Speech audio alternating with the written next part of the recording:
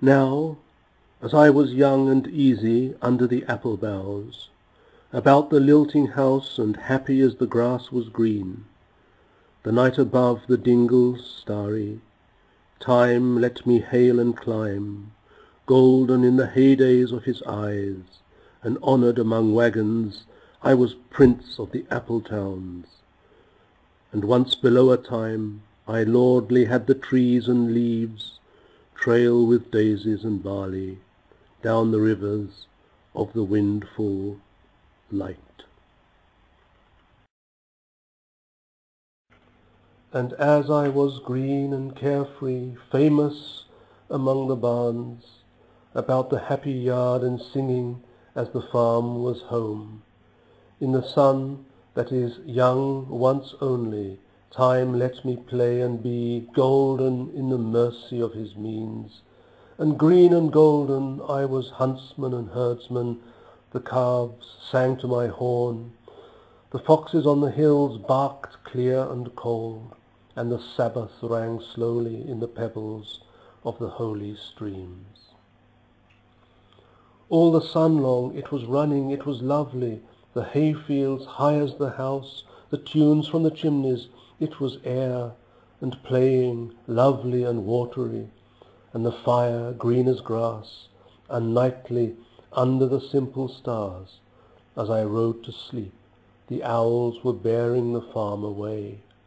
All the moon long I heard, blessed among stables, the night jars, flying with the ricks and the horses flashing into the dark. And then to awake, and the farm like a wanderer white, with the dew come back, the cock on his shoulder, it was all shining, it was Adam and maiden, the sky gathered again, and the sun grew round that very day. So it must have been after the birth of the simple light, in the first spinning place, the spellbound horses walking warm out of the whinnying green stable onto the fields of praise. And honoured among foxes and pheasants by the gay house, under the new-made clouds, and happy as the heart was long. In the sun borne over and over I ran my heedless ways.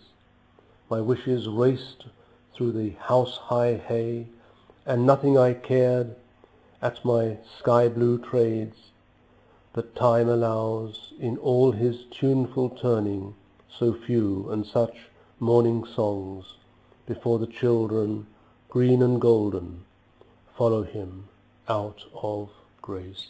Nothing I cared in the lamb-white days, the time would take me up to the swallow-thronged loft by the shadow of my hand, in the moon that is always rising, nor that riding to sleep I should hear him fly with the high fields, and wake to the farm forever fled from the childless lamb.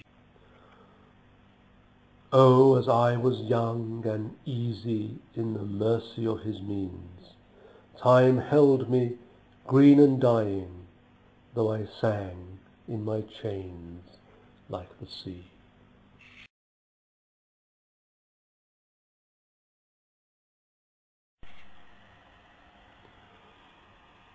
Dylan Thomas wrote Fern Hill when he was 30, at a time when, if ever, he achieved a certain equipoise, one that didn't prevent eventually his tragic death in 1953. Yet let's consider the poem itself as an exquisite expression of the poetic art. Its use of colours, its lyrical, lilting quality, its beautiful evocation of childhood, and yet its ambivalence. Green is the colour of life and youth, and yet it can have the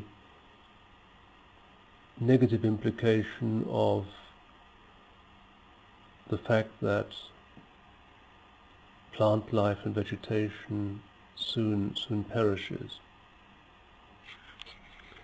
Similar ambivalence inheres in the image of Fern Hill. Fern Hill was a farmhouse which Dylan visited as a child, and obviously he had many golden moments there. This we can judge from one of his short stories. And yet it had a sinister aspect to it, because according to a legend, the place was once inhabited by a hangman, and he incarcerated his daughter within the farmhouse, I don't know, to keep her away from men as he saw it, but she did escape, and the hangman committed suicide. And so the story obviously had a negative and sinister aspect, which we can detect in the poem, where the child is led into the loft, into the darker corner of this place.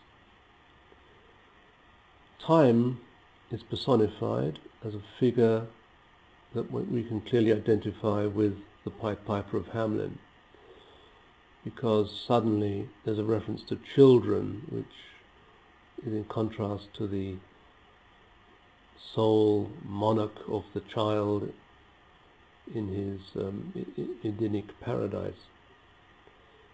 And this figure leads children out of grace mercifully. Here is a strange paradox, meaning, I think, that childhood is a time of wonder, when children are perhaps closest to Eden, to paradise, and yet inevitably they must be led away from this into adulthood. And so the piper conceals perhaps the bitterness of this change by the art of his music. In fact, in the original story of the Pied Piper, the children are led to Calvary, and Calvary in the medieval world was clearly associated with the place of execution. The resounding final line can be seen in Cwmdonkin Park in Swansea, where again Dylan Thomas as a child spent many hours of happiness and playfulness. We see here a reference, a self-reference to Dylan, his name being associated with